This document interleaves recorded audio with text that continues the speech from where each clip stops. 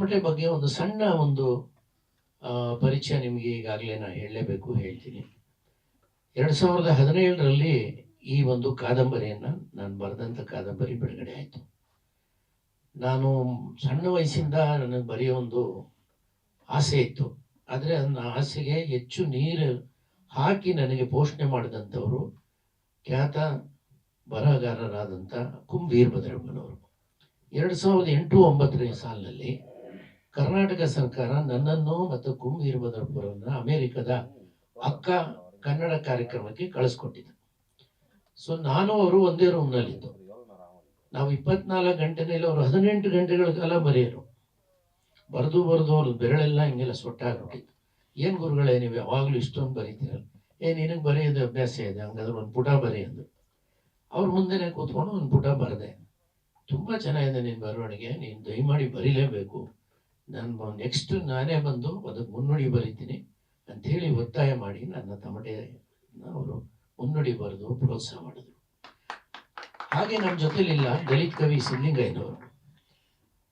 1993 ನಾನು ಮೊಟ್ಟ ಮೊದಲ ಸಿನಿಮಾ ನಿರ್ಮಾಣ ಮಾಡಿದ್ದು ಇಂಡಿಯನ್, ನನ್ನ ಸಂಗೀತ ನಿರ್ದೇಶನ, ದೇವರಾಜ್ ಹೀರೋ.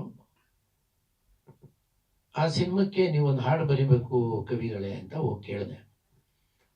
ನಾನೆಲ್ಲ ಹಂಗೆಲ್ಲ ಬರೆಯಂಗೆ ಬರಲ್ಲಪ್ಪ, ನೀವೆಲ್ಲ ಮ್ಯೂಸಿಕ್ ಹಾಕ್ಬಿಡ್ತೀರಾ, ಮ್ಯೂಸಿಕ್ ಮೇಲೆ ಹೆಂಗೆ ಬರೆಯೋದು, ನಾನು ಹಂಗೆಲ್ಲ ಬರೆಯಲ್ಲ, ನಾನು ಬರೆದಿರ್ತೇನೆ, ಅದಕ್ಕೆ ಬೇಕಾದ್ರೆ ಮ್ಯೂಸಿಕ್ ಹಾಕ್ಕೊಳ್ಳಿ ಅಂದರು. ಇಲ್ಲ ನೀವು ಬರೀತೀರಾ, ನಿಮ್ಮ ಕೈಲಿ ಸಾಧ್ಯ ಆಗುತ್ತೆ, ಬರೀರಿ ಅಂತೇಳಿ ಇಂಡಿಯನ್ ಅನ್ನೋ ಒಂದು ಗೀತೆನ ಅವ್ರ ಕೈಲಿ ಬರೆಸ್ದೆ. 93, ಇವತ್ತಿಗೆ 32 ವರ್ಷ. 32 ವರ್ಷದಲ್ಲಿ ಇದೇ ನನ್ನ ಮ್ಯೂಸಿಕ್. ಆವತ್ತು ನನ್ನದೇ ಮ್ಯೂಸಿಕ್ ಡೈರೆಕ್ಷನ್ನು, ಇವತ್ತು ನನ್ನ ಮ್ಯೂಸಿಕ್ ಡೈರೆಕ್ಷನ್ನಲ್ಲಿ ಇದರಲ್ಲಿ ಭಾಳ ಅತ್ಯುತ್ತಮವಾದಂಥ ದಿವಂಗತ ಡಾಕ್ಟರ್ ಸಿದ್ಧಲಿಂಗಯ್ಯನವರ ಈ ಒಂದು ಗೀತೆ ನಾವು ಬಳಸಿದ್ದೀವಿ. ಇದರಲ್ಲಿ ಸಾರ್ಗೆ ನಾವು ತೋರಿಸಿದ್ರೆ ಚೆನ್ನಾಗಿರೋದು, ನಾನು ಕಳಿಸ್ತೀನಿ ಸರ್, ತಾವು ನೋಡಿ ತುಂಬ ಇಷ್ಟಪಡ್ತೀನಿ.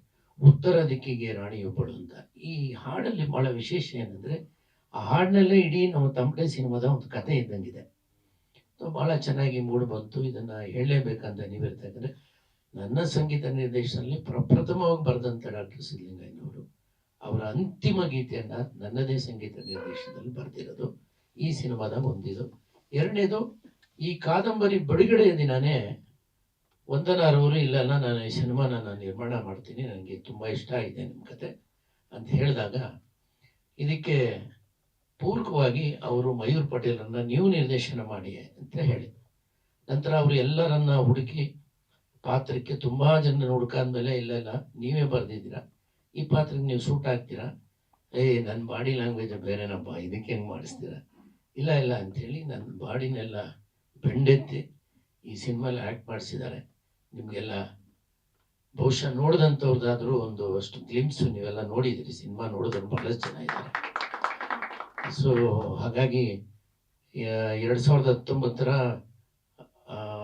ಏನು ಉತ್ತಮ ನಟ ಪ್ರಶಸ್ತಿ ನಿಮಗೆ ಬರಲೇಬೇಕು ಸರ್ ಅನ್ನೋಷ್ಟು ಮಟ್ಟಿಗೆ ಭಾಳಷ್ಟು ಜನ ಮಾತಾಡಿದ್ದಾರೆ ಈ ಸಿನಿಮಾ ನೋಡಿದವರೆಲ್ಲ.